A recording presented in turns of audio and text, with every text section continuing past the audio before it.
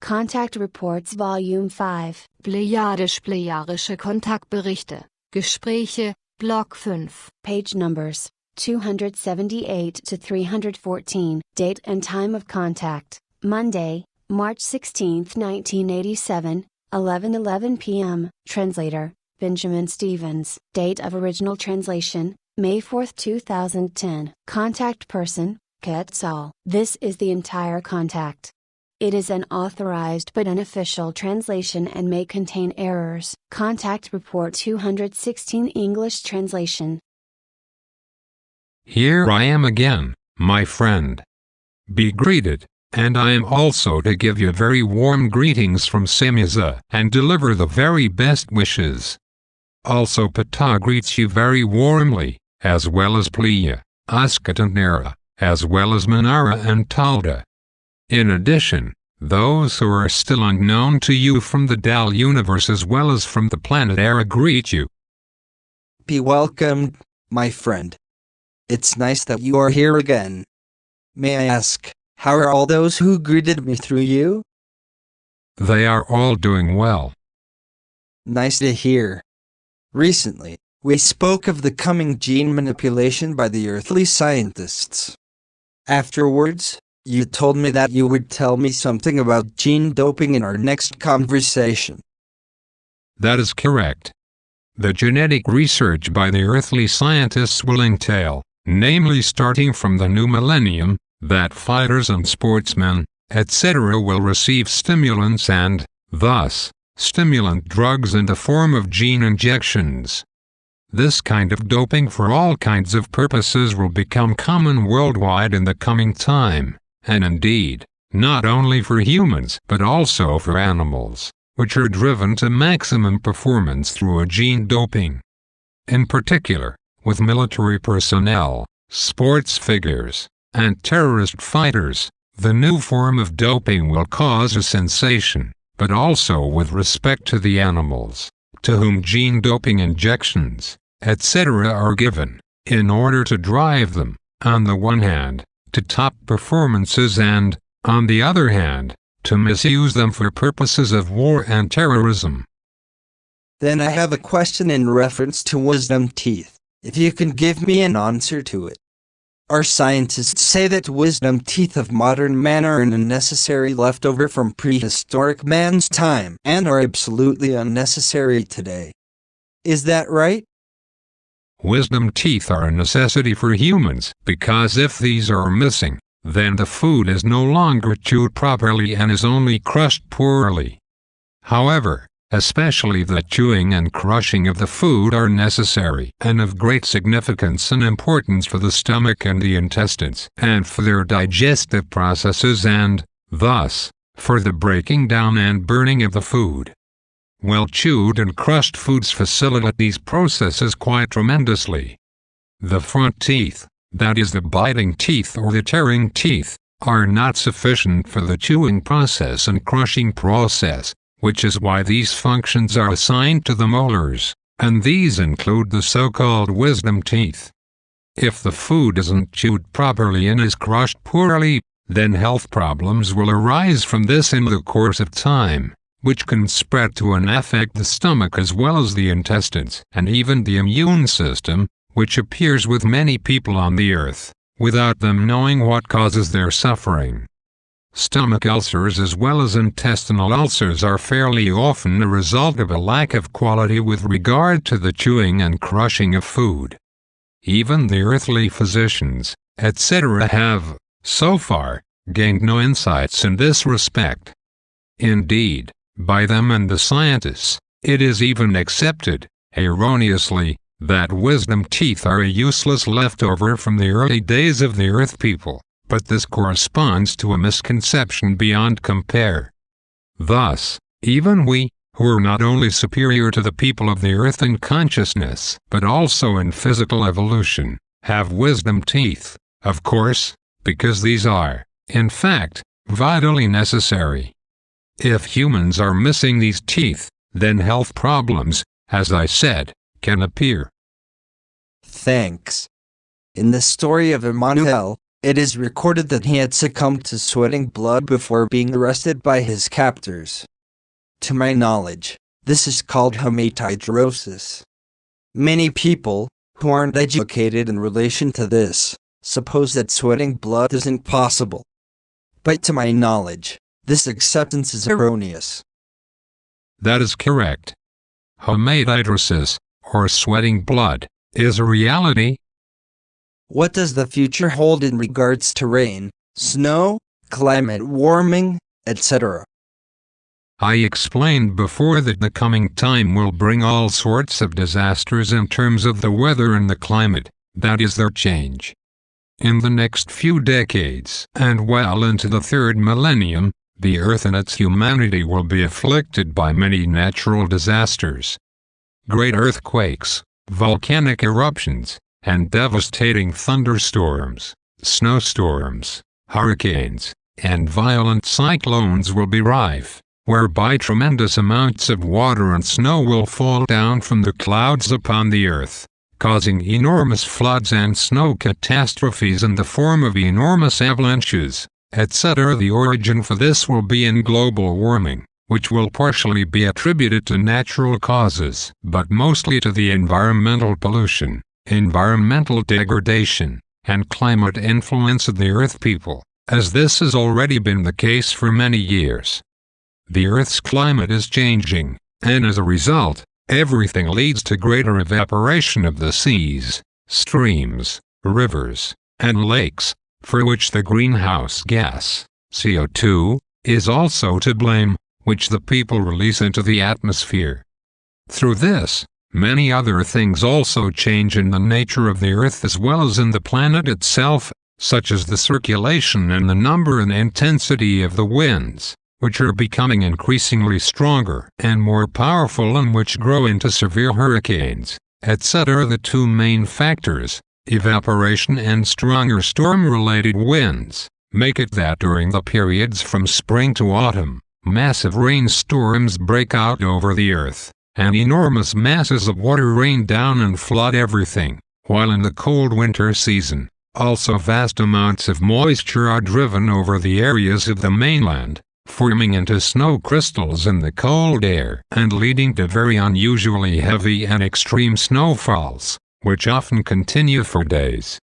This means, however, that the danger of avalanches will also very greatly increase in the mountains, especially in Europe, whereby the greatest destructions will be caused, and many human lives will have to be lamented through terrible deaths, when increasingly more, larger, more dangerous, and more destructive avalanches appear. And what causes avalanches, or what is the reason for an avalanche formation? Basically, through winds, sunshine, and cold fronts, various snow layers form, which are only loosely stacked on top of each other. So for example, underneath is a crusted, frozen layer, and above that is a loose and quite airy layer or simply loose, powdery snow. Such structures are enough, then, for an avalanche to occur, when, through a gust of wind, through a snowdrift breaking off, through a slight shock of earthly origin, a small movement between the different covers of snow arises. In addition, avalanches are released by all kinds of animals as well as by irresponsible people who go on such dangerous snow cliffs, on foot or on skis or sleds, etc., whereby the slightest shocks are enough to trigger a catastrophe. Depending on the critical structure of the various, resulting snow layers, a thrown snowball or object may already be enough for the releasing of an avalanche. In fact, often just the slightest shocks are sufficient. And what are the most dangerous avalanches? Undoubtedly the snow powder avalanches. This is a fact that, unfortunately, isn't recognized by many people and leads to fatal accidents. Do all climate changes actually have no consequences for the planet itself? Do you know something about this? Of course, the planet itself is also affected in various forms, but to enumerate all of these in detail would take too long. However, it should be said that all resulting changes in the climate as well as the greenhouse gas and the inner Earth resource exploitation by the Earth person will lead, in the course of time, to a change in the Earth's rotation. At first, this will only be imperceptible, and in 100 years, it will only amount to about 1/6 of a second, but this will steadily increase in subsequent periods and centuries as well as millennia. And will this be through the fault of the Earth person, or will there also be natural, planetary, and cosmic factors in play? Your acceptance is right. On the one hand, the Earth people will be very much to blame for these coming changes, but on the other hand, completely natural, planetary, and cosmic process will also play a role that isn't to be underestimated. With that, you probably mean the way of all ephemeral, into which everything, including the Earth, is arranged? That is the sense of my words, yes. May I now ask how old your mother and your father are? That is no secret. My mother is 481, and my father is 483 years old. Do you know of even other universes than the Dal universe and ours? With this, I don't just mean other dimensions or other space-time configurations in our Dern universe, but actually other universes, so foreign ones that don't belong to our two twin universes. Actually, we have already concerned ourselves scientifically with foreign universes for a long time, but so far, we haven't been able to gain any concrete insights that would enable us to penetrate into such universes. We have knowledge and proofs of the existence of foreign universes, but it is still impossible for us to break them open. Therefore, we can presently only visit the Dern's sister universe, that is the Dern's twin universe and, thus, the Dal universe. However, our scientists as well as Ascot's people and their highly developed allies are working very hard on solving the problem at hand. A success is likely to be expected, however, in at least 15 years. That would be shortly after the turn of the millennium.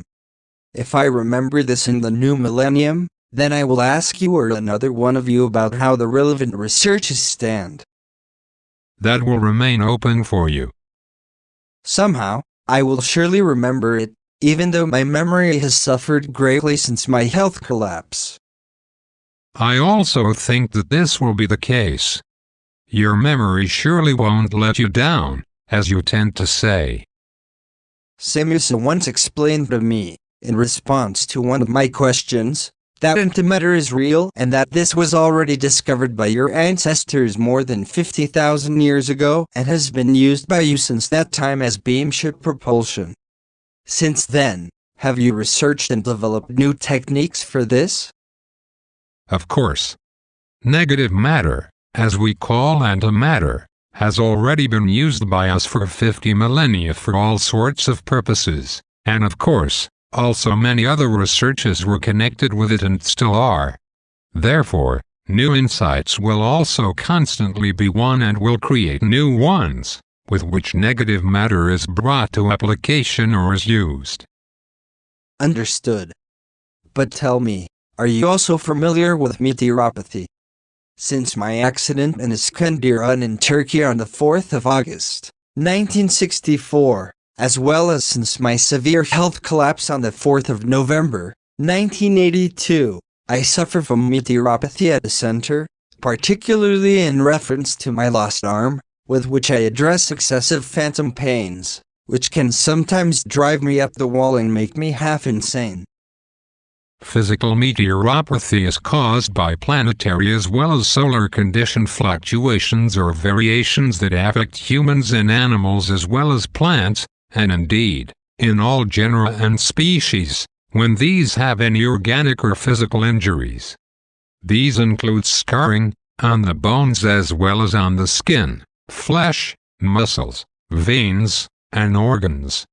With us, however, this meteoropathy no longer appears among humans because with all resulting injuries, as well as with illnesses, if such would exceptionally occur once, which is virtually impossible. However, healing measures and healing processes are carried out and are brought to application, which completely repair all injuries to bones, flesh, skin, and organs down to the last detail. Consequently, no scarring or other factors of injury and, thus, no after effects remains that could cause meteoropathy. Then I have a question about aromas and smells. Where, actually, do humans perceive aromas and smells in truth? It can't just be the olfactory organ, right? And what exactly is to be thought of the Bach flower theory? Aromas and smells aren't just perceived through the olfactory organ, that is the nose, but also through the skin. In addition, the palate and the tongue play a certain role, as this is also the case in terms of taste. The actual center of the perception of aromas, perception of smells, and perception of taste, however, is the limbic system, in which all relevant perceptions concentrate and are processed. Through this processing of aromas and smells, as well as the associations of taste, thoughts and feelings arising from this are likewise triggered, as well as emotions, certain behaviors, body reactions, actions, organ reactions, skin reactions, and memories. Aromas, smells, and tastes also affect the immune system, from which it follows that they may also be health-promoting or injurious to health, namely depending on their type and intensity. Of course, this is also valid for the psyche and for the consciousness. Concerning Bach flower therapy, the same is valid, like with the application of other similar or parallel therapies or other utilizations of aromas and smells. This also applies to flavorings. All these substances should not and may not be handled thoughtlessly and carelessly. But unfortunately, this often isn't considered by the earth person because he always chooses to exaggerate these things, which often causes more harm than good. Only minor or no successes at all are achieved. This is also so in reference to Bach flower therapy, which truly doesn't reach the form of application that would basically correspond to what is right. For example, when psychological interests are concerned, Bach flower therapy, as a rule, doesn't work at all or only partially, and indeed, even with months of application. So the rule is that solely through the mental and emotional adjustment of the person during these months are psychological troubles removed, which is then erroneously attributed to the Bach flower therapy, which is brought to application in far too low concentration. In and of itself, Bach flower therapy is just as good in its value as any other aromatherapy, smell therapy, and taste therapy, but all these therapies become useless or injurious to health if misused, which can be the case both through an underdosage but also through an excessive dosage. Unfortunately, through the profiteering and greed as well as through the ignorance of the earth people, a lot of nonsense, untruthfulness, deception, and charlatanism are pursued in this area in many ways. In terms of this, and especially with respect to the general lack of understanding in these areas, the applications of aromas, smells, and tastes require extreme caution. In this regard, authoritative researches and insights of a scientific nature are not yet given on the earth with the humans in the way that they could be referred to as actual results and knowledge. Everything is, so to speak, still in its children's shoes, as you tend to say. Real research results as well as real insights of a scientific nature in this regard should first be made toward the end of this or at the beginning of the new millennium.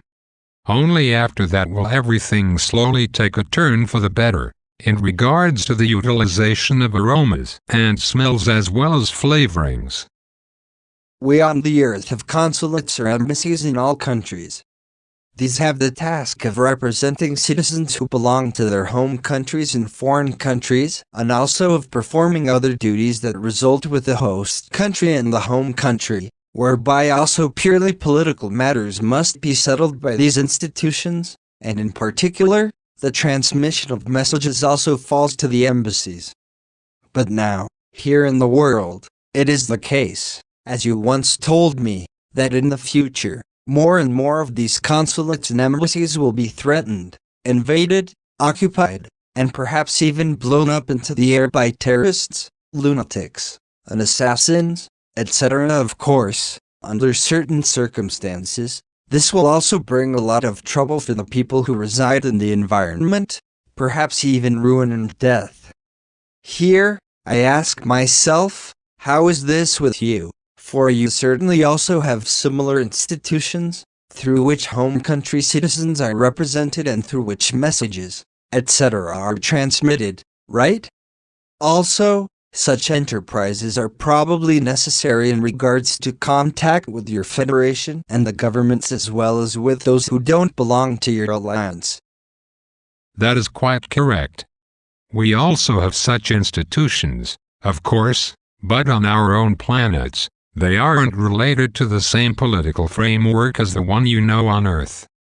Purely planetary institutions in relation to this only have the duties of care, order, and administration, but no political aspects, etc., for our worlds are guided by the spirit leadership of a central forum, whereby the institutions mentioned, then, are the actual executive bodies. Of course, the same are also responsible in certain cases, which are specified very much together with the central spirit leadership, for particular aspects concerning the governments of planets of our Federation as well as with governments of worlds that are foreign to the Federation. But overall, they are only representatives who exercise their duties on behalf of the central spirit leadership who, in turn, represents the people's will, which is fathomed in each case by planet-wide votes. Such votes, for which you say elections among yourselves, take place in accordance with proposals, etc. from the people, but also in accordance with the ideas and proposals of the central spirit leadership or with regard to advice from the High Council. In the past, when separation and discord still prevailed among our peoples, institutions of the aforementioned kind also existed, of course, whereby these were likewise exposed to attacks by discontented ones, etc., as this will also be the case on the Earth in the coming time in different countries, which is why the institution's own alert forces and protective forces will no longer be sufficient and will be reinforced over time by the police and army. Thus, our very distant ancestors had the same problems with discontented ones, with fanatics, terrorists, and assassins, with regard to attacks and destructions, etc. on the aforementioned institutions, whereby also racial hatred, hatred of foreigners, and other degenerate extremism played important roles. In order to protect the institutions, and indeed, also a wide variety of others that had official forms of government, a decision was put into effect, which stipulated that all governmental buildings and administrative buildings, etc. be banned from all residential areas and be transferred to uninhabited areas that were exclusively valid for the purpose of the institutions and that, of course, also found appropriate formations with water features, trees, and all sorts of bushes, flowers, and other plants. Far outside of these institutional systems, so that the residents didn't feel trapped and imprisoned, everything was fenced in and was equipped with security equipment, which made it absolutely impossible for an undetected penetration by water, land, or air, as well as for penetration of an underground kind. In this connection, there were also guards who closely monitored every person and every vehicle or aircraft, when allowed entry, driving, or flying into the secured area. Through this, unauthorized ones were prevented from entering the premises and causing harm as well as disaster and destruction and endangering human lives. It is always said that sea salt should be much healthier than regular table salt. Probably for this reason, namely that it is supposed to be healthier, it is also sold at much higher prices than normal salt. Moreover, the prices are set so high that they are often 40 or 50 times higher, or even more, than what traditional table salt costs. That is undoubtedly an evil scam, because sea salt doesn't contain any better or higher values than actual table salt. Both salts correspond to the same values. Therefore, when it is maintained that sea salt contains better values or is healthier than the so-called normal salt, this corresponds to a lie, if not fraud, since very high prices are demanded for it and, thus, dishonest business practices are pursued with this. You once explained to me, as Samiza and Pata have also done this, that Nazi doctors as well as Nazi surgeons, in collaboration with Nazi psychologists and Nazi psychiatrists, were involved in the sterilization by force of thousands of women of the Jewish faith, as well as members of the Sinti and Roma, and also criminals and those hindered in consciousness, during World War II. You also said that the same activities were also quite common in Switzerland, as well as in Sweden and France, in America and in the Soviet Union. In Sweden alone, so you said, more than 60,000 women were maltreated in this inhumane and legally untenable form. That is correct. But the whole thing still has no end, for in different countries, this inhumane practice is still secretly operated, and indeed, even in Switzerland, in France, the Soviet Union, and in America. But also in Sweden, this doing is still common and secret. Of course, this fact is vehemently denied in all countries, and this evil is practiced under the strictest secrecy. As we know, Switzerland already practiced this inhumane unworthiness at the end of the 19th century, while Sweden and France first began with this practice in the 20s of the 20th century, which is also true of the Soviet Union as well as America. The justifications for these atrocities ranged from preventing or eradicating unworthy life up to the need for relevant researches, in order to gain medical insights, etc., from which new medicines and methods of health treatment could allegedly be investigated and produced. But overall, this action corresponded and corresponds to an inhumane, criminal act beyond compare. There is never an excuse for this. I think so, too. But when I keep in mind how these women suffered in their thoughts and feelings and in their psyches, as well as in their consciousnesses, and how they must continue to suffer, then I blow my top off. Yet it seems quite absurd to me if I overexert myself over this, so it's probably better that I let time run its course and wait until sooner or later, everything comes to the public's attention, and through this, these crimes against women will be combated and come to an end. I still think it's important to say, which you have mentioned, that particularly in Switzerland, the authorities, such as the poor offices and guardianship authorities, in collaboration with the doctors of psychiatry and surgery, were the criminal and felonious gang that was responsible for these horrible atrocities, along with certain aid agencies that tore families apart and destroyed them, such as the Pro Juventud, about which I also know how to sing a bad song, and indeed, not just with respect to the wanderers, that is the Yenish, through whom a tremendous amount of suffering was caused by this organization. And since I'm already talking about the aid agencies, then I would also like to address you on the international aid agencies as well as on the children's aid agencies and on the United Nations, that is the UN. Regarding many of these relief agencies or organizations, I have had very bad experiences in different countries, but I've also heard incredible complaints from children, adolescents, and young as well as older women, who told me their concerns and problems. So for example, when I was in Mirali in New Delhi in India, each week, I picked up a small hand cart full of instant milk at a European and American aid agency, in order, then, to feed it to the dogs in our animal station. For this milk, donated by the people of the United States, we paid $5 to $10 in each case. On the other hand, I experienced, like in a sect church, various food that was donated in such a way, which was sold to the believers, and it was such that those who received the most were the ones who had donated most diligently to the collections.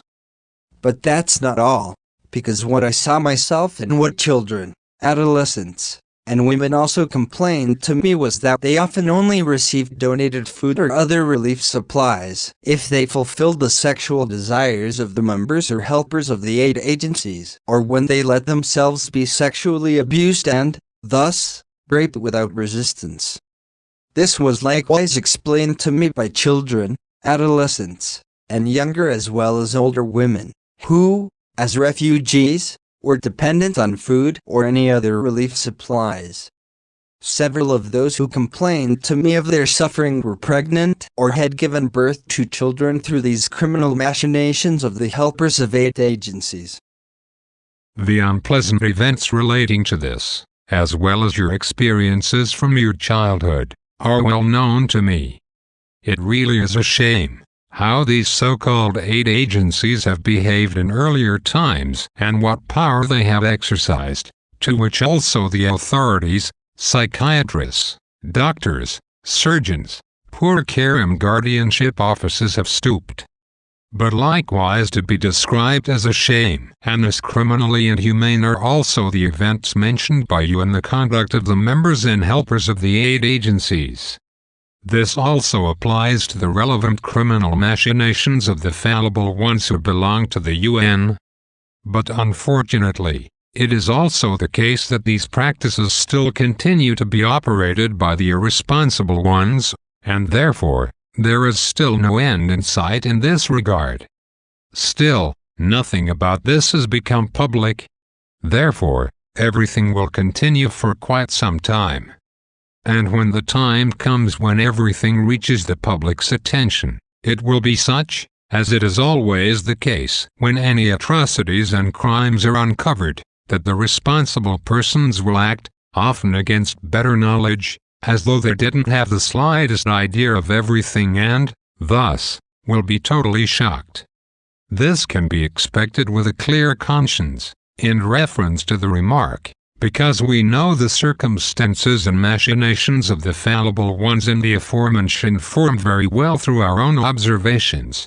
Therefore, I can also confirm your statements. I can remember everything very well, and it still gives me pain today when I think of the pains and sufferings of all of those children, adolescents, and women, who complained to me of their powerlessness. The fact that I beat the crap out of two such scoundrels, when I caught them in a rape, still gives me satisfaction to this day. But something else, a doctor urged me to ask you if you could provide information about whether susceptibility to kidney stones is inheritable. In regards to these matters, quite insufficient insights still prevail among the earthly doctors, etc. Therefore, it would really be of importance if you could provide some enlightenment. You should also be certain of the thanks of the doctor. That is actually the case, yes. Susceptibility to kidney stones can be inheritable through a gene-contingent, metabolic defect. And what specific substances form kidney stones, or where do they come from? Calcium oxalate stones, as kidney stones are called, are caused by several things, such as by foods. These include, among other things, vegetables such as beets, asparagus, rhubarb, nuts, and beetroots, garden beets, red beets, etc. However, other products are also to be mentioned, such as cocoa and cocoa products. Also, poor nutrition, deformities of the kidneys, as well as urinary obstruction and urinary tract infections can be causes for kidney stones. However, foods that contain a lot of oxalate are particularly the ones that form kidney stones. What is also significant in this regard is sugar, which is why sugar-rich foods and beverages, etc. shouldn't be enjoyed in excess, but only in moderation and with a limit. Added to this is the liquid water, which plays a very important role, so that the toxins and, thus, also the excess oxalate are washed from the body. Therefore, it is essential that sufficient liquid is always drunk, but always only within the limits of what a person needs.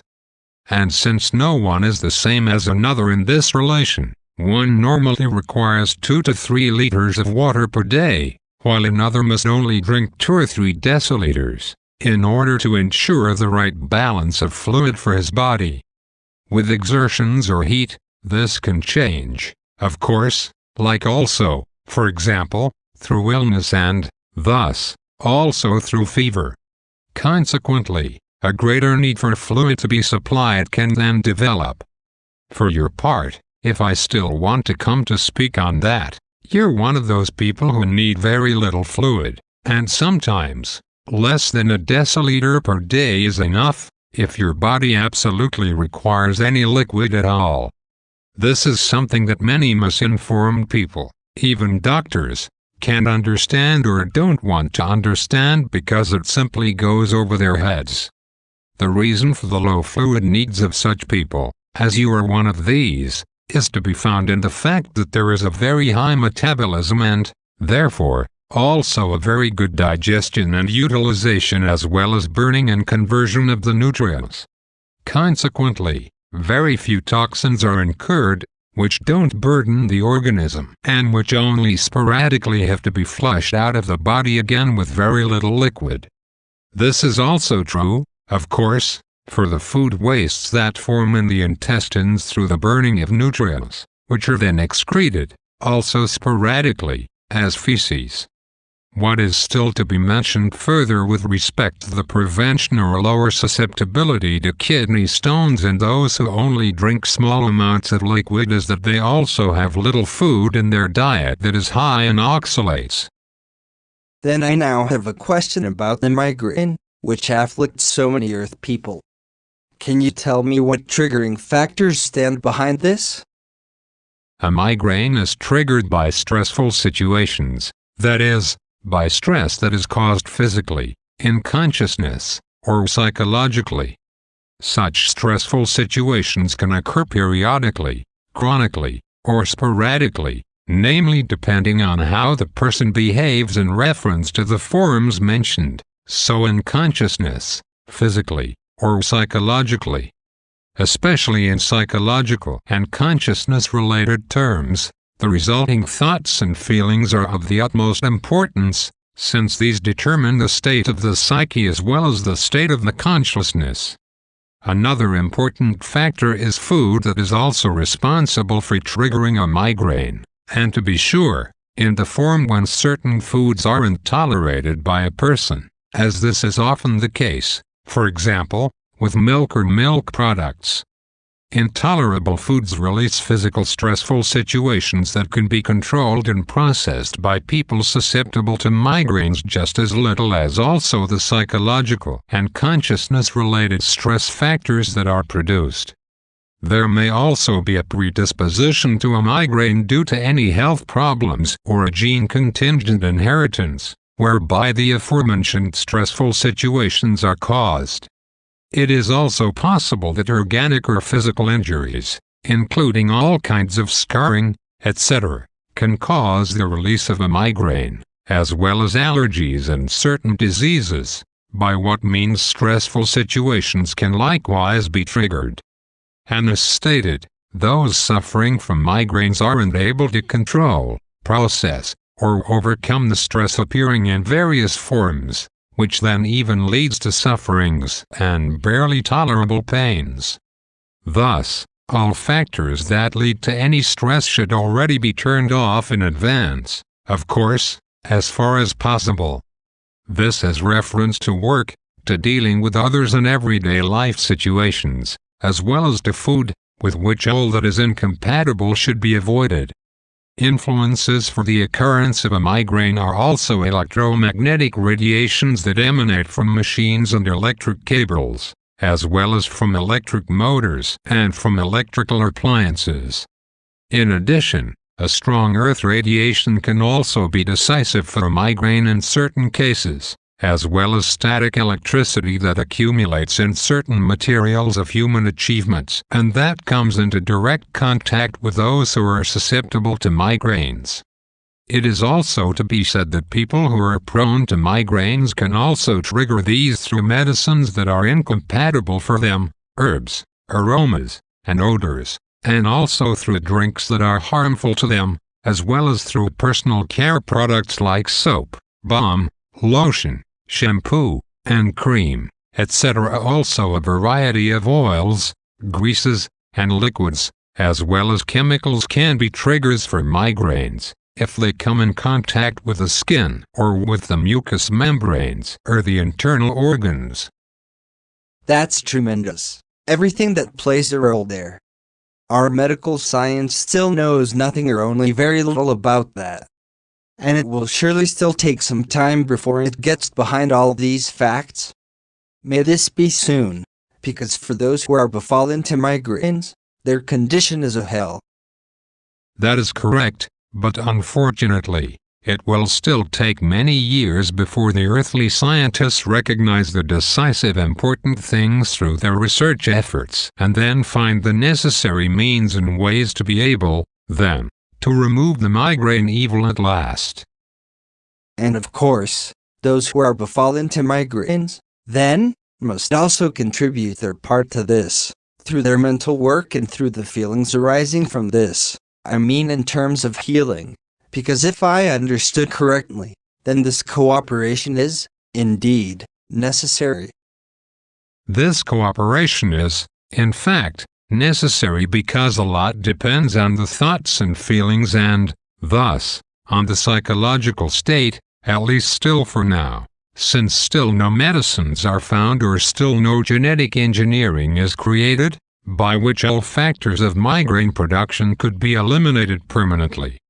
Unfortunately, the way and the necessary remedies still haven't been found in the earthly medicine, and it will still take some time before this happens. Then once again, I have a question regarding the pre-Columbian Nazca Indian culture, that is the Nazca Indians, who resided in the valleys and areas of Nazca, Aca and Pisco and who made gigantic geoglyphs in the desert plain, which have remained up to this day. I asked about these once before, and I was told that these pictures concern astrology gardens. But in addition to this, to this explanation, it was then later noted that the real purpose of this huge layout of geoglyphs didn't just serve for astrology. But then, unfortunately, no further explanation was given to this because I didn't continue to ask about it. I would like to do that now with this. What, now, is the actual purpose of these giant pictures? The Nazca geoglyphs, as you call them, at the time of the Nazca culture, formed a large ritual site in their entirety. Therefore, one can speak of a ritual garden, of an astrology ritual garden, or of a ritual area, or rather a ritual landscape. The rituals carried out there corresponded to faith-related, cultic actions and, thus, religious actions. The types of rituals served several purposes, but fertility rituals were the most common forms that were carried out at these cult sites or ritual sites. However, just like the Stonehenge structures, that is the megaliths, located to the north of Salisbury, Wiltshire and southern England, the Nazca layouts also served as general meeting places as well as judgment sites and sites of execution. So all of the various allegations are rubbish, such as the ones that the geoglyphs would mark or indicate underground rivers, or that these are prehistoric airfields for extraterrestrials, as this, along with other things, is fantasized by Eric von Daniken. These geoglyphs in the desert plains of southern Peru show enormous geometric figures, animals, plants, and humans, which are only recognizable in their entire forms from a certain height. For this reason, one might get the idea that the pictures could have somehow been made by specific instructions from a certain height. That is correct. The actual meaning of the Nazca geoglyphs is based in the explanations that I gave you. All other explanation attempts by any ignorant ones, profiteers, or people given to fantasies or imaginations correspond to wild fantasies, confused assertions, or deliberate deceptions. What you say in regards to the fact that the geoglyphs are only recognizable in their full forms from a certain height, as this is the case with respect to other similar pictures in other parts of the world, I must say that this is actually so. However, the production of the pictures isn't actually based on the fact that from a certain height, instructions would have been given for it. In truth, all measurements, etc. were made in an extremely accurate manner on the ground alone, even though this may seem unbelievable to today's Earth people because they can't make any such images themselves. Unfortunately, the people on the Earth always tend to search for impossible explanations for things that they don't know and don't understand. And wherever or for whatever they find no explanations, then it must be aliens, ghosts, or demons, and even when that is no longer possible, then it's simply taken to be a miracle, even though there are no miracles within the entire creative realm and, thus, also in the entire universe and in all dimensions. In fact, everything that is seen can be explained. It's just that the necessary insights and knowledge are also necessary for this, and precisely in these, the Earth people are still lacking in very many respects. Their cognition and understanding as well as their knowledge and their wisdom still aren't so comprehensive that they could understand and explain all things and concerns, etc., which is why, in their ignorance, they call everything that is still unexplainable to them miracles, or search for solutions and explanations that fall into the realms of fantasy and error. Although the Earth person only learns slowly, in time, he will find the solutions to the things that are still unknown and mysterious to him. You speak a true word, but in this respect, only few people want to let themselves be taught because the people are stubborn and don't want to let go of their old, inoculated pattern and, thus, also not their erroneous thinking, but rather continue to live by faith in the old, traditional muddling and in religious acceptances, letting themselves be deceived by religions and sects, and letting themselves go astray. With that, you unfortunately express a truth that is extremely regrettable. I know that, which is why I also said it. But now, I would like to ask you, how important, actually, is light for humans as well as for animals? Concerning plants, it is well known that these don't grow and can't exist without light, with certain exceptions, like when these grow in the dark. But with that, the question becomes loud and clear, why can these do without light? Can you give me a satisfactory answer to this? This question doesn't just interest me but also others, which means that I was asked about it. Also, a student is interested in this, as a result of her biology lessons. Of course, I can give you information about that. Plants that grow without light underground, the ones of which you speak, always grow towards the light. And light is also vibrationally present in the dark, even though the person, with all his senses or by technical apparatuses, can't ascertain this, such as by light-sensing devices. The vibrations of light don't simply end at the surface of an object, on the rock stratum and rocks as well as on the Earth's surface, or at a dark cloud in space, etc. Rather, these still penetrate very deeply into matter. This means that also in the subsoil of the Earth, certain plants can prosper because they grow toward the light vibrations that are invisible to humans and that penetrate through the soil and which are sufficient for the prosperity of the plants to be assured. This is a fact that will still remain a secret to the earthly scientists of biology for a long time. Therefore, they still must first investigate and fathom everything. Without these light vibrations that penetrate very deeply into the earth, the underground plants, as we call them, couldn't prosper and couldn't exist. However, where the light vibrations are no longer able to penetrate, Also, no plants can grow anymore. It is also important to note that the deeply penetrating light vibrations only exhibit partial rays of actual light and, therefore, a different form than the actual light vibrations. Moreover, such forms of light are already known to the earthly scientists. It's just that these don't concern the ones that penetrate into certain depths of matter.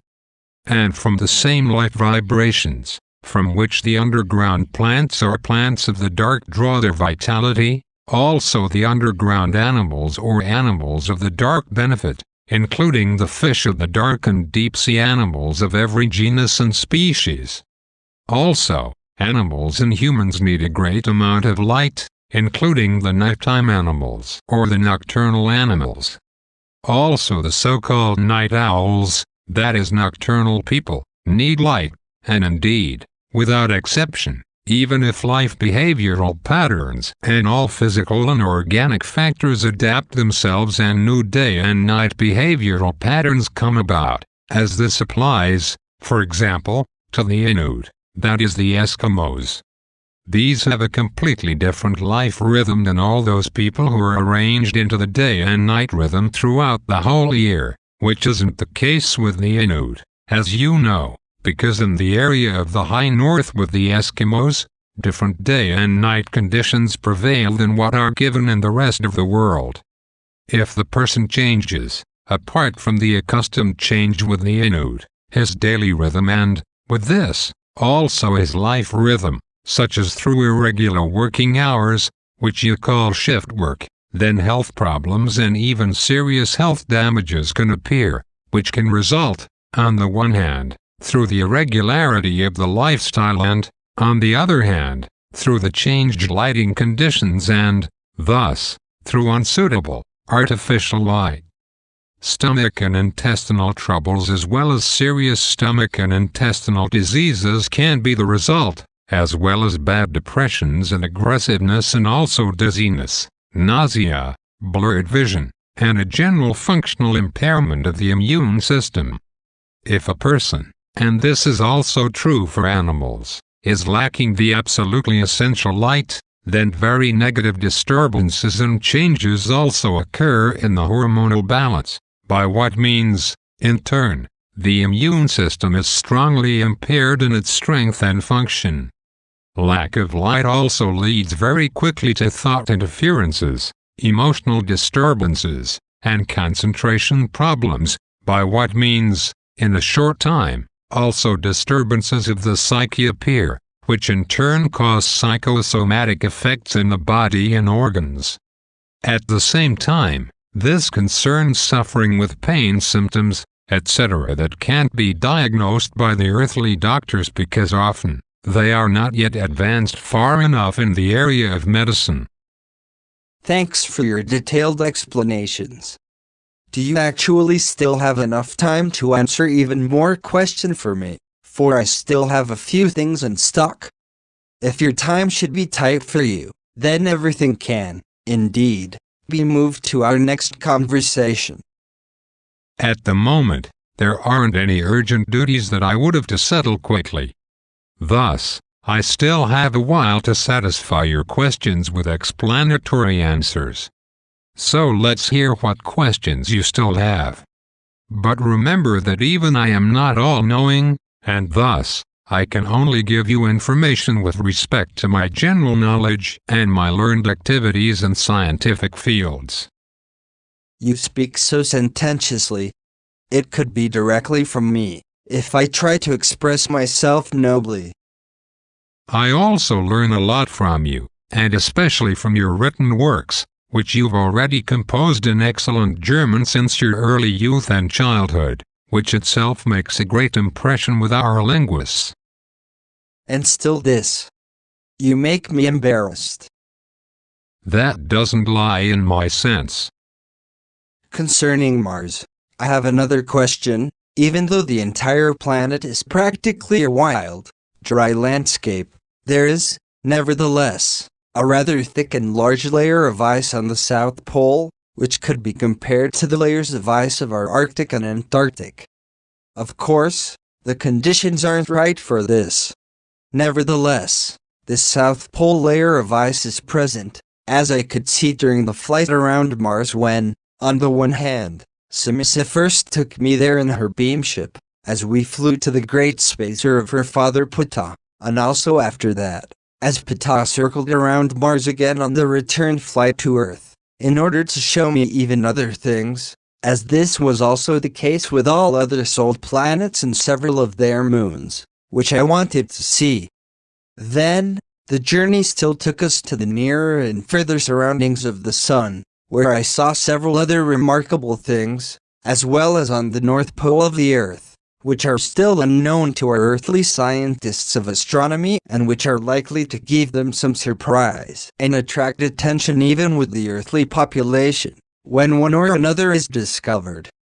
For example, among other things, I'm referring to the fact that far behind the Sun, there orbits even another planet, but this remains hidden from the Earth, always located behind the star, for it has a solar orbit with such a speed that it can never become visible from the Earth, and moreover, it already drifts out of the Solar System and, thus, slowly removes itself from the system. Moreover, Ptah showed me that there is also a sun ring system, as this is also the case for several of the planets in a different form. At the same time, I also saw that in this ring system, as it was called by Ptah, a certain number of satellites also romped around, but everything wasn't comparable to Saturn's ring system, whose actual moons didn't circulate in the ring system itself, as this is the case for the satellites of the Sun's ring system. Now the question, am I now allowed to talk about this, contrary to what Ptah told me in 1975, that I must maintain silence over these things? I was also allowed to release information about other things, at least for the group members. But how is it now today? Since then, 12 years have lapsed in the country, during which time a lot has changed, and my contacts have also become well known around the world. Therefore, probably no one would be surprised anymore if I would now release some information relating to the aforementioned. Even if I am designated as a springer again, it won't cause harm anymore. I think that I no longer get so upset or angry, and I certainly also know how to prevent this. I've already been branded as a spinner and fantasist, and my enemies can't even do more than practice stupid talk and dumb criticism and slander me, etc., who still won't be able to remain silent even now. For certain people think nothing of rational thinking or of propriety and tolerance. Some of the very friendly fellows are simply inconvincible because they are megalomaniacal and arrogant. What you say is correct. However, a danger will continue to exist, namely that those certain elements will seek and continue to seek after your life if you talk about the aforementioned facts officially, which these people won't like. Thus, you must exercise extreme caution in every respect. That will be the least of my concerns. I can take care of myself quite well, and if it's necessary, I can also defend myself. I'm actually not as defenseless as some people think I am. In so many respects, I have my defense capabilities, as you should actually know. That is well known to me. But maybe you're too carefree. But if you promise that you will exercise sufficient caution and attention in reference to the protection of your life, then I may certainly give you permission to release some more information, at least within the framework that you've mentioned. And what I still want to say, one could also say to your comment about the ring system of the Sun that it is a veil ring, or more precisely, a veil ring system, which consists of fine and very fine particles, and also small and large chunks of various sizes, or even satellites, as you call them. Thanks. There is still so much that could be told of my great journey, but I think that everything would ultimately become too much. You certainly aren't wrong about that, because everything really would be too much if you wanted to tell or write down all of your observations and experiences of your 5-day-long journey. That's exactly what I mean. that we are, indeed, of the same opinion. So I said. So, what does your next question relate to? As well as I know you, you are not yet at the end of all that you want to know. What seasons exist on Era? The same as the ones on your home planet, the Earth. So spring, summer, autumn, and winter? That is correct. And the duration of the individual seasons, these also approximately coincide with ours? That, too, is correct. Nevertheless, Samyaza as well as Pata and I already explained to you before that our home world is very Earth-like and, thus, comparable with the Earth as far as possible. I know. I just wanted to reassure myself again because someone asked me about it. Oh, I understand. Actually, I should have remembered, since you often do this because you don't want to transmit any false information. That is, indeed, well known to me. Thanks for your understanding. The thanks are mine, for I am honored that you ask me, by what means you don't transmit any false information. And for my part, I am honored that you answer my questions, which isn't to be regarded simply as a matter of course. Officially, it is unfortunately not permitted, not just with regard to my person but for all of us, to answer some of your questions. Only when the answers and explanations regarding sensitive issues are determined for you alone can I deal with them and give you exhaustive information. Of course. I also don't want to push you into something and thereby lead you into the devil's kitchen. But what you can officially answer for me is certainly the question that you recently meant with it, when you said that the future of antibiotics looks gloomy. That is correct. I can respond to that openly. My allusion referred to the fact that the earthly physicians will be forced to investigate new medicines in terms of antibiotics. This will find its reasons in the fact that more and more, the earth people will senselessly take antibiotics, and to be sure, ones that are irresponsibly prescribed by the doctors, for even the most minor of illnesses. But on the other hand, people will also be tormented more and more by antibiotic injections in all sorts of meats and other food products, causing a wide variety of bacterial strains to become resistant against antibiotics. But this will mean that the possibilities for treating diseases and infections of various types will become more and more problematic, and in the end, no effective medicines will be available anymore.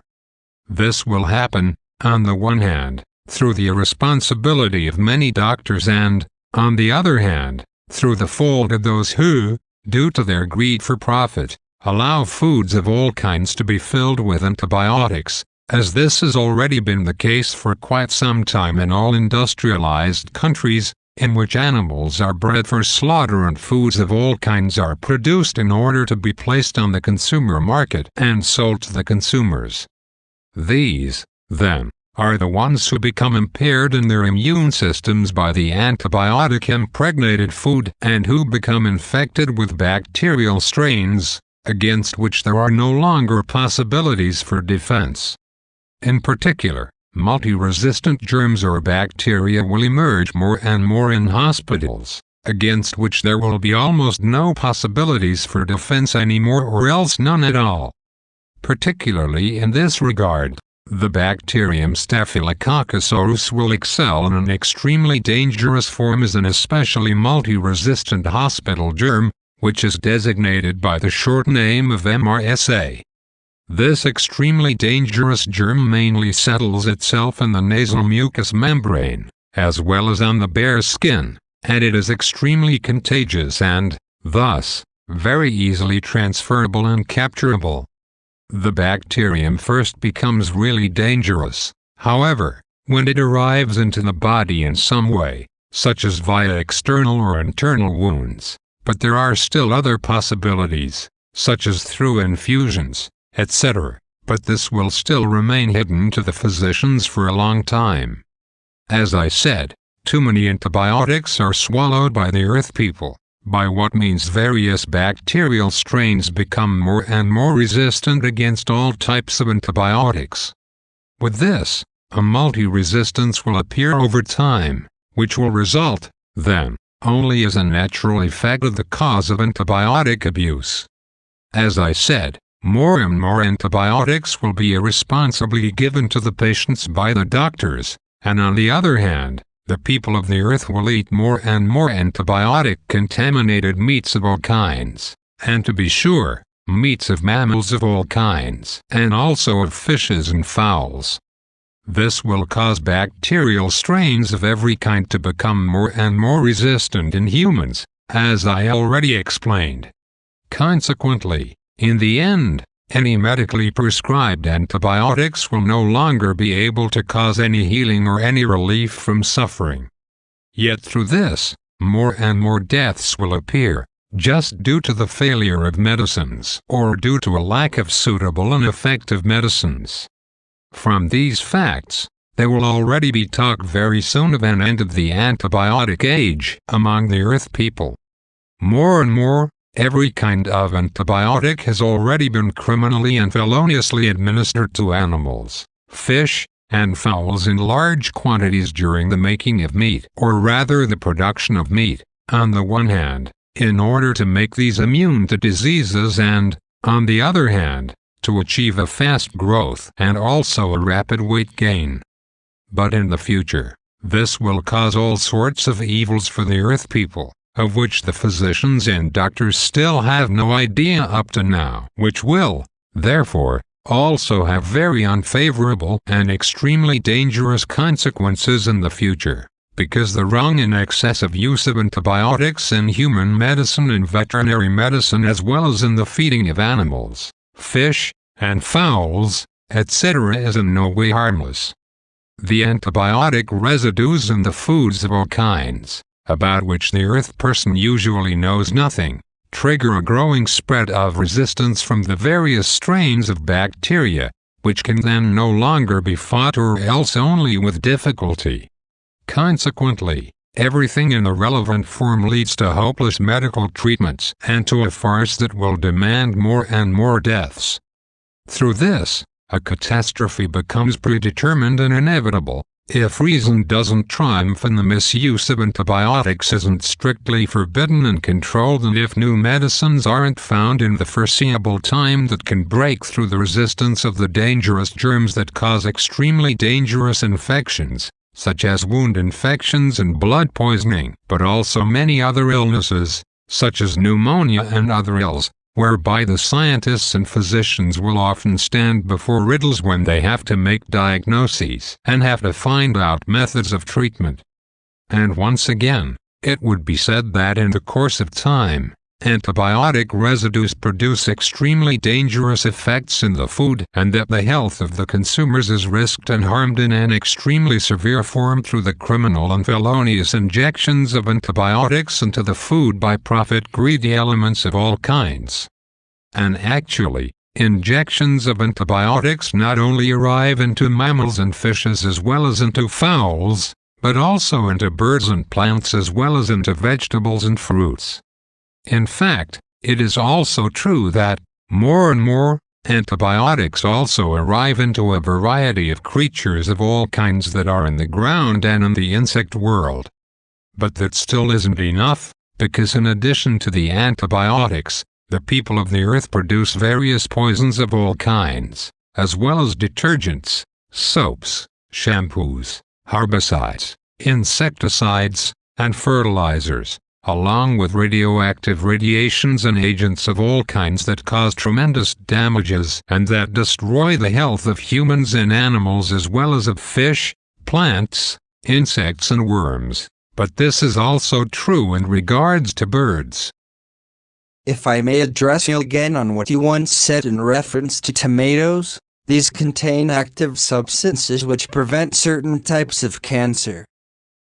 That is correct. Tomatoes actually contain certain active substances that can prevent certain types of cancer to a large percentage, and indeed, particularly prostate cancer.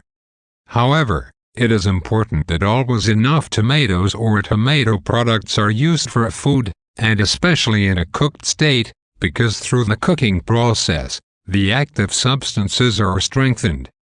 But in a positive, preventive form, other types of cancer are also able to be influenced by the tomato's active substances, as this is also the case with other types of vegetables as well as with fruits and all sorts of herbs and other plants.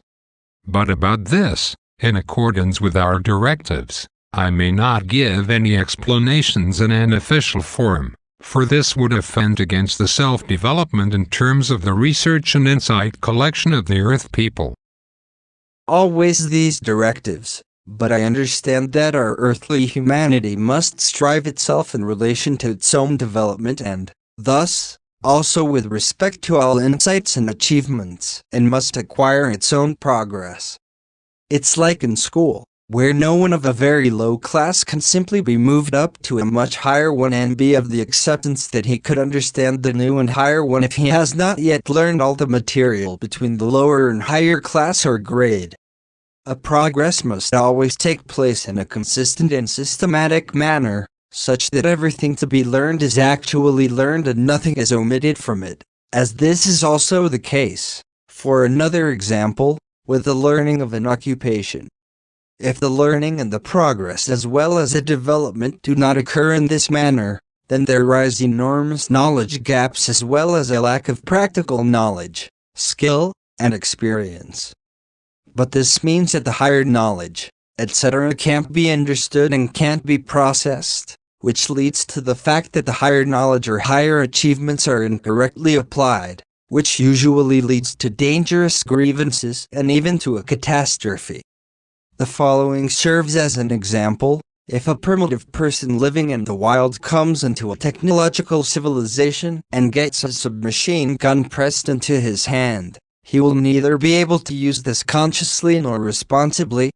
Rather, he will simply wildly blast around with it, if he doesn't already throw the gun away from himself in fright, run away screaming, or succumb to insanity, when the shooting iron goes bang.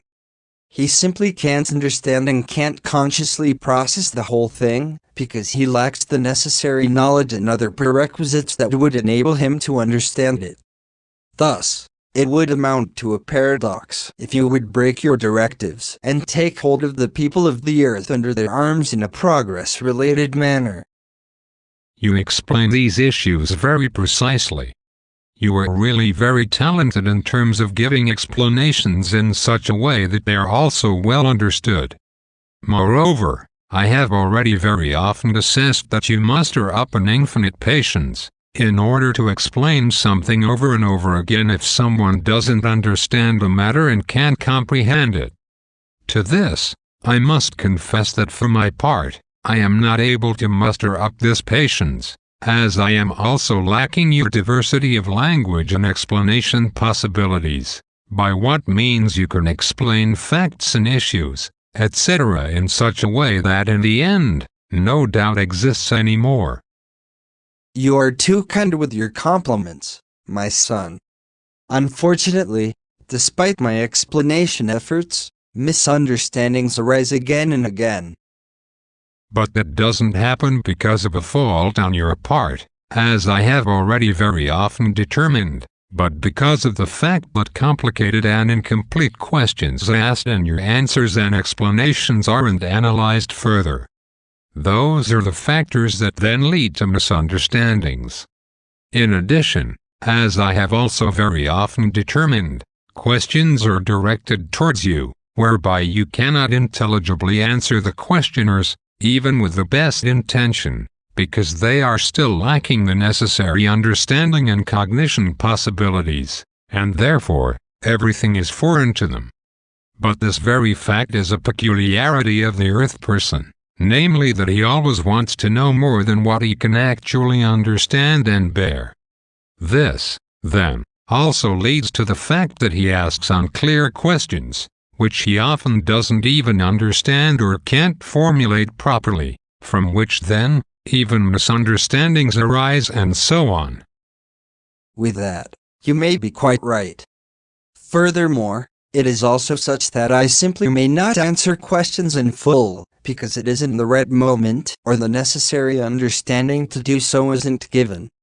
So for example, today or tomorrow, I can only answer a question partially and can first give a full answer 3 or 7 years later when, in the meantime, the understanding and cognition for this have progressed so far with the questioner that everything becomes clearly received and understood. That is the normal development of learning, recognizing, and understanding. A fact that, unfortunately, isn't understood by many. Many think that they are always smarter and cleverer than they are in reality, whereby they are of the wrong opinion that they would understand more than what is actually the case. And if one doesn't then deal with their questions in the framework desired by them, then they become endlessly offended, and they insult such a one as haughty, autocratic, presumptuous, conceited, arrogant, and as fraught with brain flatulence. I just recently experienced this again, when such a sectwarp, along with his sectant, insulted me in my office, when I gave them an explanation regarding the term sacrifice, which they did, indeed, ask me for. Your answer and explanation would also interest me. I will try, if I can still recall it. I can't repeat the explanation word for word, of course, but basically, I said the following. A sacrifice or a sacrificial offering is a pure exchange between a person and an alleged or rather an imaginary divinity or false god. So for example, a sacrifice is offered as a pure testimony of the faithfulness, the humility, and the gratitude towards the god or false god, for which this grants a good and long life, good success, health, prosperity, freedom, revenge against enemies, victory in war and over enemies, as well as wealth, deliverance from poverty and misery, and countless other things. But this means that the offering or sacrificing to a god or false god represents a real business between this and the person or petitioner presenting the offering. Freely according to the principle here's the money, there's the goods. And when a person sacrifices other things, such as his mite in the collection for a religion or sect, for the needy, or for a new church, a chapel, or for some other idolatrous temple, then this also corresponds to a business, for the business rule is this: there's a sacrifice, sacrificial offering, or offering for the calming of a bad conscience, because a person has more than the poor. There's a sacrifice for the calming of anxiety, a sacrifice because one imagines himself to be better than the next person, a sacrifice to gain advantages, and a sacrifice so that the enemy is massacred, so that a dispute or war is won and the winner is lifted into the sky, so that the hated neighbor gets the plague along his neck, or so that one wins the lottery. Thus, sacrifices are, in every case, always aligned toward profit, and to be sure, even when they are given from person to person, but it must be clearly stated that sincere assistance and sincere gifts of love for fellow human beings cannot be equated with sacrifices, because these demand nothing in return, in contrast to sacrifices. Sacrifices are, in every case, always religiously conditioned, cult conditioned and, thus, faith conditioned, associated with a dogma, with a doctrine, with which the theoretical side of the religion, the sect, or the other cult is represented. This theory of a cultic, religious, or sectarian form represents a set of views, suppositions, and conceptions that are designed to represent the origin of all existence and, thus, of humans as well as of highest, absolutely perfect, infallible, omnipotent and omniscient as well as all merciful power, which is designated, in short, simply as God. If one gets to the bottom of the matter, then one encounters the myth in which the faith is expressed in what cultic customs, habits, and rituals are included, which have their own apparent logic as well as their schematic and mode of expression, depending on the nature of the cult. In addition, every religion or sect is based on a cult that gradually develops in a similar fashion to the dogma or the doctrine. from which, in turn, a religious or sectarian drive results, which appears as a reverence for the divinity and its holiness, along with rituals and other cult actions. Also included in this is the religious humble prayer to the divinity or the false god, as well as the sacrifice for all possible and impossible purposes, and often a pilgrimage is still connected with it. And with the sacrifice, the business and the exchange come to language again, namely in the sense that if you, as a human being, want something from your god or false god, then first of all, you must give him something for it, even a sacrifice or a promise, which does, indeed, come out to about the same, and afterwards, you must offer him something again as a thank you. As a rule, so this has been here since time immemorial, since the nonsense of the sacrificial offering has existed, something very precious is sacrificed to the divinity or false god, such as, in earlier times, rare forest fruits and field crops and such, and later even animal blood.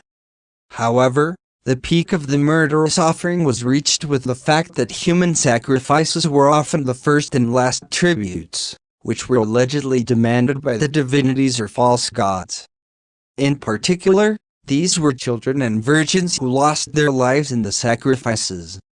Thus, cult sites and altars became sacrificial sites or murder sites, where innocent human blood was often immediately spilled in great quantities, and all this just to satisfy the bloodlust of the crazy priests, magicians, and shamans, as well as the medicine men and false prophets and messengers of God, etc., who mendaciously maintained that their divinities or false gods demanded human blood sacrifices, in order to ensure peace, freedom, reign, or prosperity, etc., or to turn away disaster, or to make atonement for anything. That, my friend, corresponds to the answer and the explanations that I gave to the two sectarians. You astonish me, how precisely you have explained everything. Thanks, but consider that it is my task to fulfill my mission, and this requires that I always strive to explain all things clearly and plainly. But now to something else. For quite some time, one has heard again and again that criminals want to seize or take possession of materials with which small atom bombs are supposed to be built, in order to threaten, to carry out extortions, to pursue terrorism, or simply to spread fear and terror. Does one really have to take all this seriously, and is it even possible that non-scientists can build such bombs? The necessary knowledge to achieve this is very well needed, but nowadays, this requires no great effort, because everything is held in writing in textbooks as training courses, whereby these are freely accessible to all Earth people, or can easily be acquired. Therefore, someone who is knowledgeable in the relevant subject can easily build such small atom bombs if he can obtain the materials needed for this. Nevertheless, concerning such bombs, also the great power countries are interested in developing and manufacturing these, as this is the case with America and the Soviet Union that will soon no longer exist, which will be converted into a Russian Federation, in which case Russia, along with France, China, Israel, Pakistan, India, and several other nations will also strive for such small atom bombs. Secretly, the Iraqi dictator will also take part in this, along with other power-hungry ones. In particular, America will make special efforts after the turn of the millennium, in order to be able to implement such bombs, when the megalomaniacal and extremely unscrupulous, irresponsible, and world domination-addicted president of the USA lives out his global terror. Those aren't exactly pleasant prospects. That is correct. The guy Bush, as he will be called, as you have well said, is obviously a complete maniac. Perhaps he is also the fellow who will then press the red button, in order to trigger World War III, by what means the great catastrophe would then be perfect. This possibility will be given then, unfortunately, because in his addiction for world domination and warmongering, he will know no bounds and will, at least, threaten many nations with war and revenge, etc., which could then very well lead to a global war, as the Hellenic prophecies describe this.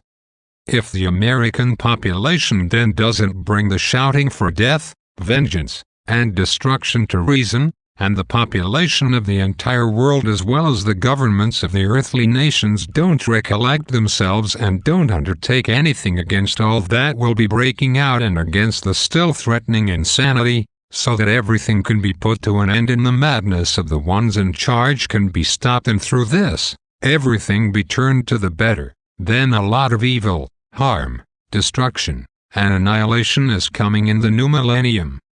However, there won't just be the criminal and inhumane, irresponsible machinations of the President of America, who has actually been life-despising since time immemorial, because the criminal in charge of Israel will also act likewise, who, at that time, will bring much death, pain, sorrow, destruction, and downfall over Israel and Palestine and all the people there.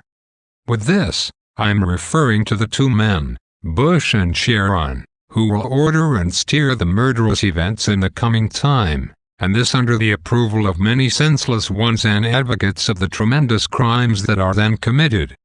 In addition, crimes of terror will be committed to an enormous extent by fanatics of the Palestinians, whereby their suicidal acts of terror will take on incredibly primitive and inhuman forms, and many deaths will have to be lamented. Everything on both sides, so on the Israeli as well as on the Palestinian side, will degenerate to such a degree that prisoners will be made, and then, they will simply be shot and, thus, murdered, and many will even be tortured beforehand. Everything will cruelly escalate and degenerate. In addition, there are also other national powerful figures of various other countries, such as the national leaders of Iraq and Iran, who will act in the same form. This in addition to the degenerated religious, sectarian, and fundamentalist fanatics, through whom more global and very dangerous and human life-demanding terror will be exercised. Martial terror with thousands of murders and rapes, etc. will also break out across the Balkans, along with atrocities that are committed in a religious and fanatical manner in Ireland, and that still won't come to an end for a long time. Yet also Korea won't find any peace so quickly, as well as not Africa and South America, where tremendous human massacres and degenerate acts of war as well as abductions and murders, as well as expulsions of people from their land and even from their homeland will take place. Even Sri Lanka, Kashmir, and India, as well as Afghanistan and other countries won't remain spared from all these terrible events. Innumerable things of the coming times could still be enumerated, but what has been said so far should be enough. But despite all the bad signs, the Earth person should never and may never give up hope, as well as not his efforts, but should still let reason prevail. Now, enough should actually be spoken of that, at least for the time being. In addition, I still have another important question that I would like to ask, if you still have time to answer this. For this question, your medical knowledge would be required. After that, it should be enough for today, however. Of course, so it should be. So then, for a few years, there has been more and more talk of acupuncture, a healing method, with which fine needles are stuck in the body in certain places. This method of acupuncture, which is being discussed more and more, should really bring good healing results and should come from China and, of course, should have also been invented by the Chinese. The piercing of the needles into the body should be absolutely painless. But scientifically, this healing method of acupuncture is not yet investigated and proven to be right and good, at least not in the Western world, where the whole thing bumps into at least some skepticism, particularly in the medical school. Do you know something about this? And if so, what do you, as a doctor, have to say and explain to this? Acupuncture causes the healing of physical and psychological as well as consciousness-related sufferings and illnesses through the setting of special, fine needles at specific concentration points of one's life energy, which pulse through the body on certain paths. The set needles influence the entire energetic system of the person, but this is also true for animals, fish, insects, and birds, as well as for plants, when these are treated with acupuncture. The healing effect, as I already mentioned, occurs in the body, as well as in the consciousness and the psyche, depending on how and where the acupuncture needles are set. But the true origin of acupuncture doesn't trace back to traditional Chinese medicine, as is, unfortunately, erroneously maintained. Rather, it was received by the latter only from old traditions and was integrated into the old Chinese medicine and brought to application. The actual origin was already established millions of years ago and, thus, traces very far back into the past, and to be sure, into Hanouk's time. Hanouk himself was the investigator and inventor of acupuncture, which was taken over and exercised by his peoples, and which has endured to the present day among the distant descendants of the peoples from beyond the sun, which is how it has been received by today's Chinese.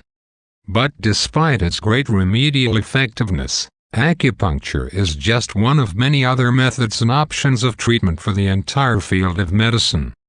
But in principle, acupuncture is very much more than just medicine, because its ultimate goal isn't just the healing of illnesses and sufferings or of any trivial discomforts of any kind, etc., but primarily to make the entire body as well as the consciousness and the psyche healthy and, basically, to allow no sufferings, discomforts, or illnesses to arise at all. But this means that one's life energy can flow and work properly in the body. The cosmic electromagnetic life energy is the creation-given energy and is, in fact, also the actual, existing energy of creation, which is also called energy, and which is also given in all life forms as well as in every spirit form of a conscious or instinct-conscious form. This life energy, which we refer to in our language by the specific designation of Qing, is a constant flux from the universe that, through the energy lines, that is energy channels, which we designate as sunanta and, thus, conductive channels, flows through the body of each life form, so also in humans. The Chinese designations for these forms represent their own formulations from the Chinese language and, therefore, have nothing in common with our ancient traditional terms that still trace back to Hanouk's language. The life energy of an electromagnetic and cosmic nature, which we also call active energy, flows similar to flowing waters, but through a form of certain energy channels, through the entire body of every single life form, and indeed, no matter what genus and species. These energy channels, that is sunanta or conductive channels, pervade the entire body of every life form, so humans as well as animals, fish, insects, birds and plants, and even microbes, bacilli, and viruses, which means that actually every life form possesses them. This energy flow, the all-animating cosmic electromagnetic life energy, creates the difference between the effective living and the non-living, so between what is moving and what is non-moving. But in the case of the non-moving, there can be no talk of dying out or of totem, as the earth person erroneously designates this, for even the non-living, that is what is non-moving, is existent, as for example rock, stone, sand, and metal, etc. These things that are also life forms and that we designate as passive life forms, in contrast to active life forms, do not exist through the same form of cosmic electromagnetic life energy, through which all moving life is begotten, born, and animated and also passes again, in order to change itself into other forms. These passive life forms actually exist through a passive energy, which must logically be designated as passive cosmic electromagnetic energy. The cosmic electromagnetic life energy is constructed in the same forces of positive and negative, as this is uniformly the case in all creational creations of every kind. And exactly this means that neither on Earth, nor on any other worlds or stars, or anywhere else in the universe could or can something arise or exist that doesn't hold both forces of positive and negative in itself, or which isn't animated by the active energy or passive energy. Without the opposite forces of positive and negative, which complement each other, always being given simultaneously, nothing can become existent and nothing can exist. But this means that even with the passive energy, both forces are present, so both positive as well as negative. At the same time, the negative represents the passive, the feminine, receptive, dormant and old, while the positive represents the active, light and warmth, as well as the masculine, generative, and the new, as this has been defined since ages ago. That's how the cosmic electromagnetic life energy is to be seen, therefore, divided into two factors, into two forces, respectively positive and negative energies, which form a unit in themselves as well as in their union. Now, if these energies get out of balance, then there results either an energy shortage, an energy surplus, or an energy obstruction, that is an energy blockade. And as already mentioned, and it must be said again, both forms of energy always only exist together and are inseparably linked with one another, so the feminine and the masculine and, thus, the positives and negatives are always simultaneously present, and indeed, in every movable as well as immovable life form. So also must the human himself be. By this, I mean that he must move from the left to the right, that is, from a strength or even from one energy form to another, without becoming sick, stricken, or burdened with troubles thereby. But if he falls prey to a weakness of a physical, psychological, or consciousness-related form, then an imbalance between the positive and negative energies is produced. If this is the case, then it doesn't require an enormous expenditure of energy to succumb to any discomforts, sorrows, illnesses, aggressions, emotions, depressions, moral depths, as well as mental, psychological, or consciousness-related misreactions. Such occurs when an energy defect exists. The cosmic electromagnetic life energy flows in a person in certain channels that are given for this, which we, as already explained, refer to as Sananta. On the Sanantas are the acupuncture centers or acupuncture points, through which the cosmic electromagnetic life energy arrives at the body's surface, but the acupuncture nodes have nothing to do with the so-called chakras, which only correspond to an illusory form. And precisely where the acupuncture centers are, of which, overall, 786 exist, but in the Chinese acupuncture teachings, as far as I know, only 672 of these are known. The life energy penetrates at the body's surface, where it can be influenced by the acupuncture needling. The life energetic and, thus, vitally necessary Sananda system shows a certain resemblance to the circulatory system, because just as the blood pulses through the veins, so does the cosmic electromagnetic life energy pulse through the energy system. Each Sananda is also associated with a particular organ of the body, whereby all of the cycles are closely interconnected and mutually influence one another. With the entire Sananda system, however, it can lead to an energy obstruction, namely when the energy is blocked, and precisely this means, then, that the immune system of the body, the consciousness, and/or the psyche is disturbed and weakened and suffers damage, by what means physical, consciousness-related, or psychological troubles, sufferings, or illnesses appear.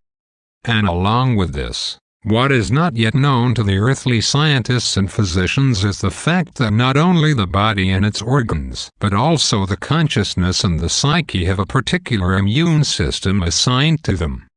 Now, if an energy obstruction of the life energy arises somewhere in the certain system, then the obstruction can be dissolved by a purpose-driven acupuncture, but it is to be noted that different forms of acupuncture are necessary for different troubles, sufferings, and illnesses.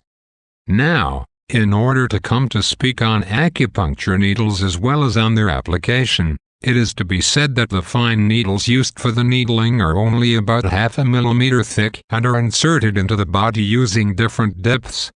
Therefore, the insertion depth can vary from a few millimeters up to 5 centimeters, whereby the depth is determined by the acupuncture point.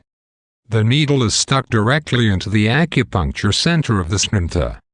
This triggers a provocation, by what means the body produces nerve growth hormones that quickly spread into the surrounding tissue, thereby calming down inflammations at the nerve ends and healing these completely. Furthermore, these growth hormones move over the nerve up to the nerve's root, where they trigger and carry out a regeneration of the nervous fibers. The effect of acupuncture can still be enhanced, namely by the acupuncture center being stimulated by the manual movements of the needles that are stuck in the body, in which the needles remain up to 30 minutes. Even with the manual movements of the needles, no pain arises for the person being treated. And what is still to be said, still today, unfortunately, the earthly medical school views the human being in parts or sections, and exactly this is wrong, because the human being must be viewed medically as a whole.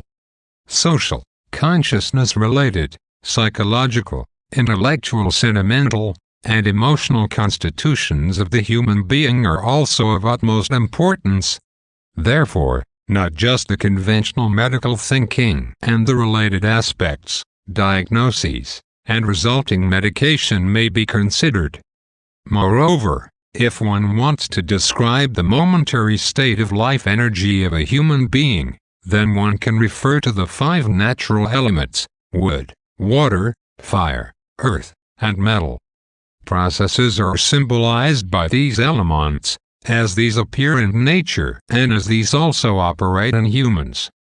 The functions of the organs as well as the worlds of thoughts, feelings, psyches, emotions, and consciousnesses are also allotted to these elements. And as is determined by nature, all elements mutually influence each other. In addition to true acupuncture, what must also be mentioned is that there is an additional way to stimulate an acupuncture center more strongly, namely the so-called moxibustion, through which an increase in energy can be produced. For this, a small ball of dried moxia is attached to the free end of the acupuncture needle and is ignited. Through this, the needle that is stuck in the body warms up, which then leads the heat into the depth of the tissue. This results in increased blood circulation, which, in turn, accelerates the healing process. Of course, one acupuncture treatment is never solely necessary, but rather several of these are. However, as a rule, a noticeable improvement of the suffering, illness, or other discomfort already appears after the first treatment or after 2 or 3 of these.